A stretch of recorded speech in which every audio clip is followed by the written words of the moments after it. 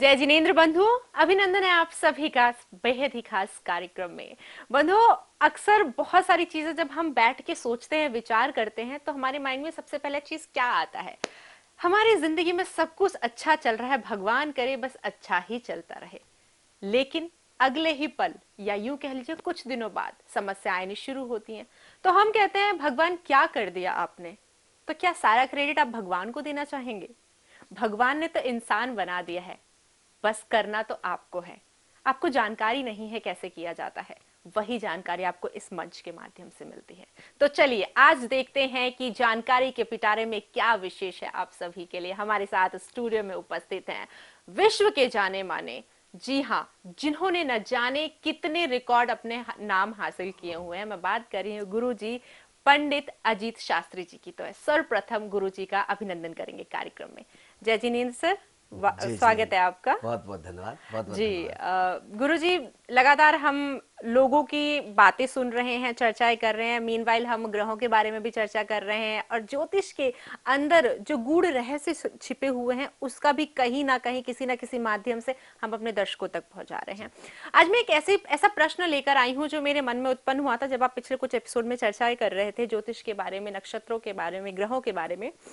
तो कहा जाता है कि जब व्यक्ति का जन्म होता है, जब वो पृथ्वी पे कदम रखता है, तो उस वक्त उसकी पहली जो रोता है, वो उस वक्त जो समय निर्धारित किया जाता है, जो दिन निर्धारित किया जाता है, उसी अनुसार उसकी कुंडली बनाई जाती है। जी जी ठीक है, जी। अपने ज्योतिष अनुसार हम कुंडली बनवाते हैं उसकी।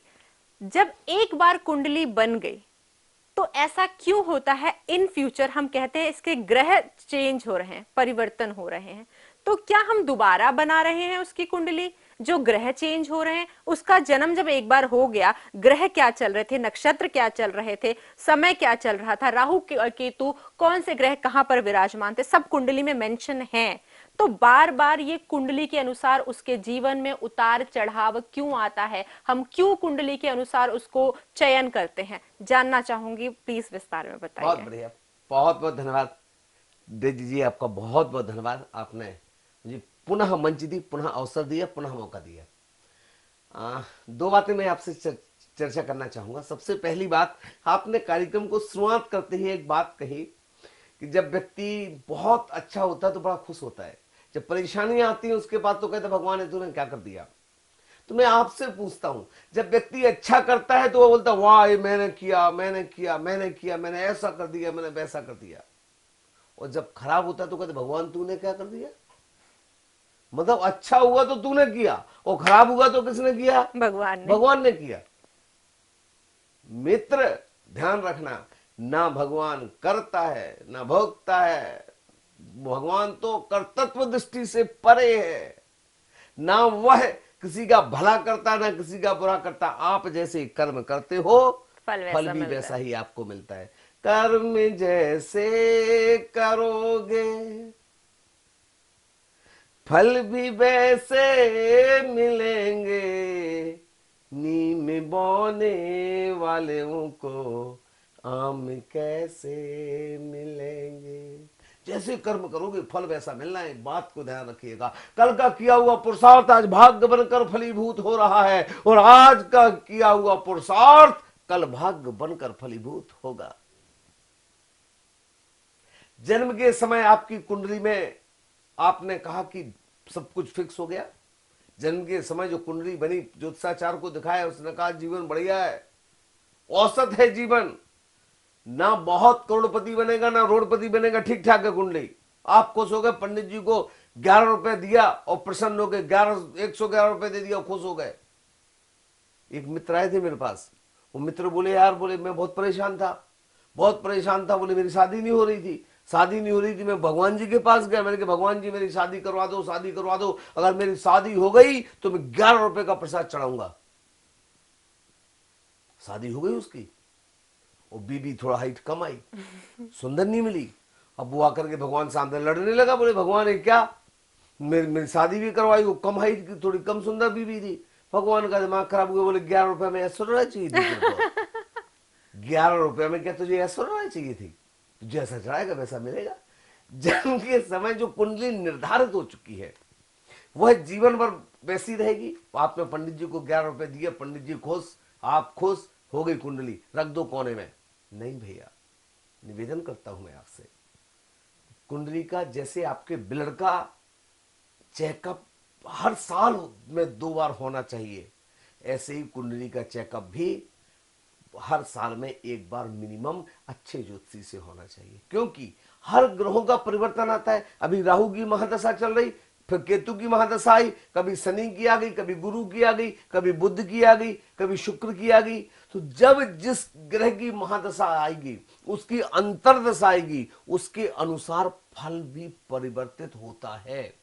जब ग्रह से, गोचर से, लग्न से जब कोई ग्रह इधर से उधर पर छलांग लगाता है, इधर से उधर जाता है, तो भी परिवर्तन आता है। तो यह परिवर्तनशील है। ये मत सोचना जन्म के समय जो फिक्स हो गया वही जीवन भर रहेगा, जी नहीं, वह समय के अनुसार बदलाव आता है। तो उस बदलाव के लिए ध्यान रखिएगा कि एक बार नहीं, बार बार अच्छे ज्योतिषी से संपर्क अवश्य करें, तो ताकि आपकी प्रॉपर जानकारी जीवन भर आपको मिलती रहे। लेकिन एक क्वेश्चन फिर भी यहाँ पर बनता है कि जब एक बार चीजें निर्धारित हैं, तो अब शनि किसी भी ग्रह में हो, किसी के साथ हो, किसी भी घर में हो, तो क्या फर्क पड़ता है? मतलब उसके लिए तो उसकी कुंडली बन चुकी है ना, उसके लिए तो जो निर्धारित था वो निर्धारित हो चुका है। अब समय परिवर्तन होने में उसको क्यों दिक्कत? वेरी गुड, बहुत बढ़िया। जब फिक्स हो ही गया है, शनि जहां बैठना था बैठ गया, राहु को जहां बैठना था बैठ गया, अब क्या दिक्कत आ रही भाई? वो बैठ गया नहीं, वो खड़े होके चलता भी है, वो परिवर्तन भी तो करता है। वो वहां से जाके दूसरे ग्रह में, घर में जाएगा तो वहां जाके परिवर्तन करेगा। तो एक स्थायित्व नहीं है उसका, वो आगे जाके परिवर्तनशील होता है। दूसरी बात, जो कुंडली में जो प्रिंट आपने एक बार देखी, यहाँ राहु बैठा है, यहाँ केतु बैठा है, यहाँ शनि बैठा है, बिल्कुल शुक्र बैठा बिल्कुल। है, बुध बैठा है, आपने देखा बहुत बढ़िया।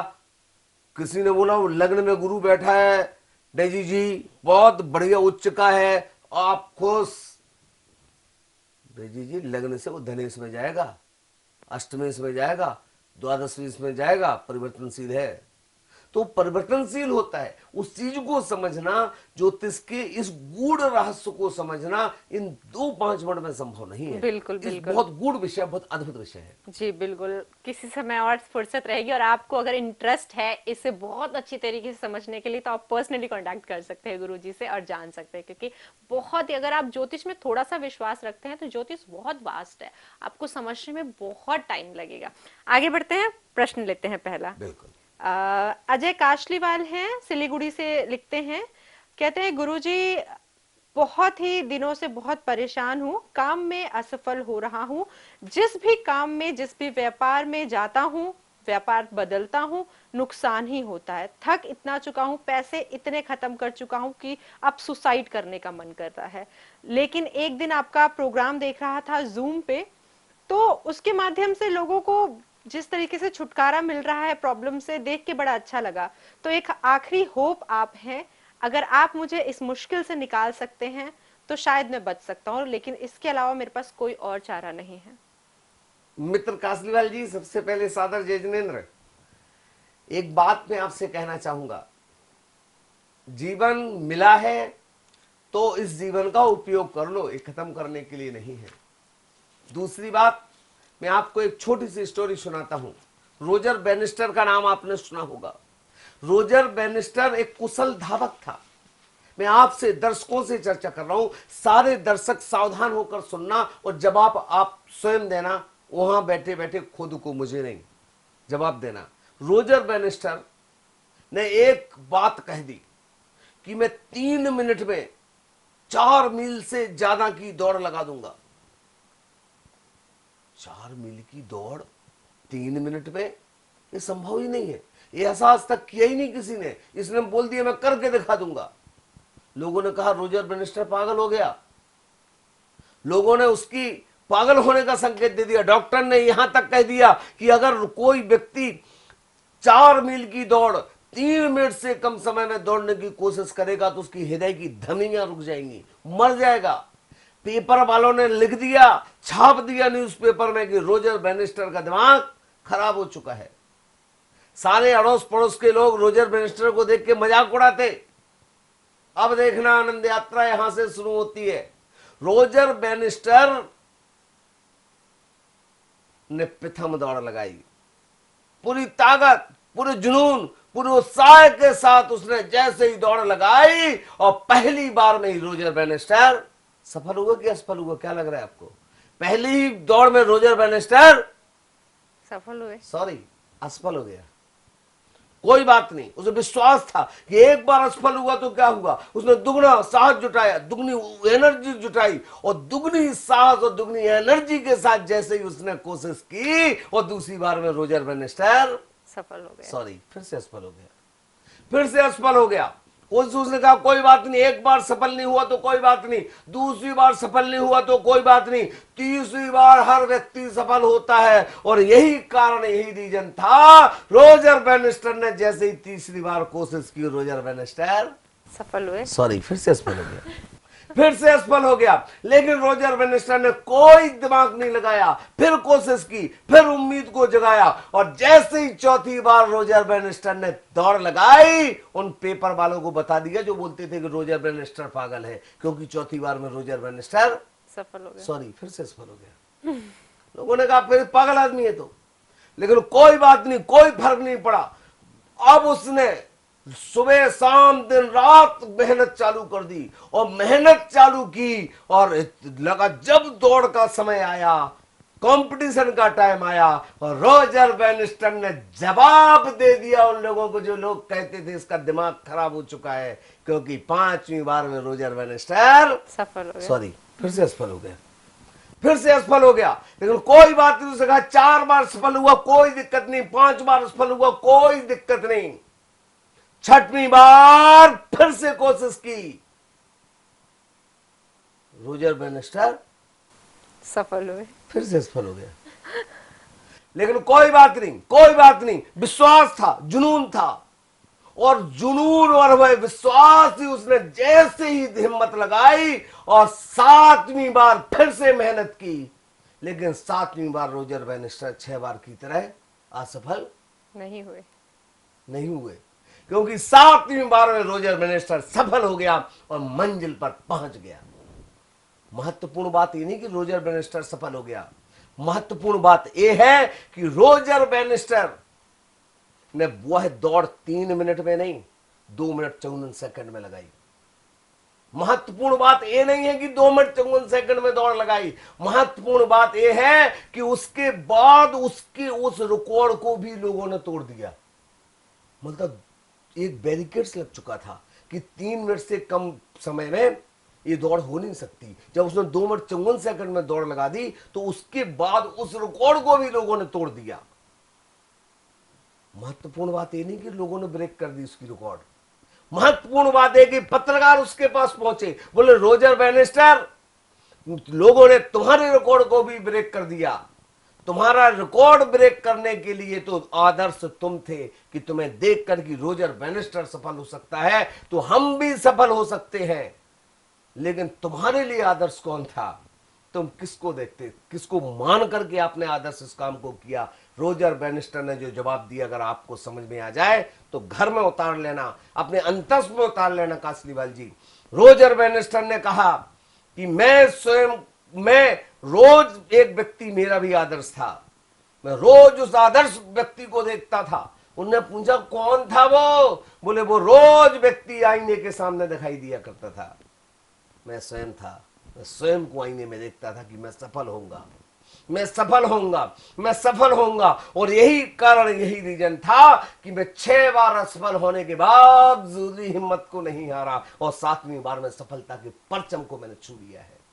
निवेदन करता हूं कासलीवाल जी, इस प्रकार से हताश मत होइए, इस बार इस तरह से निराश मत होइए, इस तरीके से अपने आप को आप निराशा की खाइयों में मत ले जाइए कि मैं सुसाइड कर लूंगा। तो सुसाइड करना सॉल्यूशन होता तो हर असफल व्यक्ति सुसाइड कर लेता। असफलता का नाम ही है असफलता।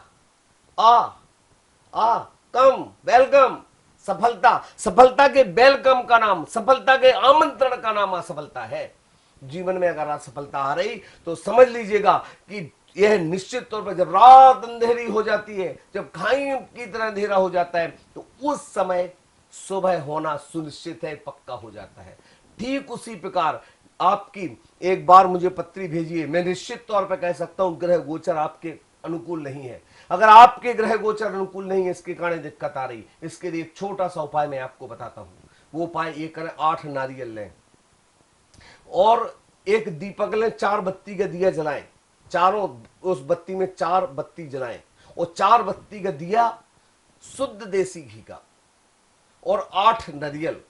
आपको रोज एक नारियल मंदिर में जाना है, चंदा प्रभु भगवान के दरबार में चढ़ाना है और एक चौमुखी दिया जला के आ जाना है और भगवान से कामना करना है, ईश्वर मैं सफल हो रहा हूं।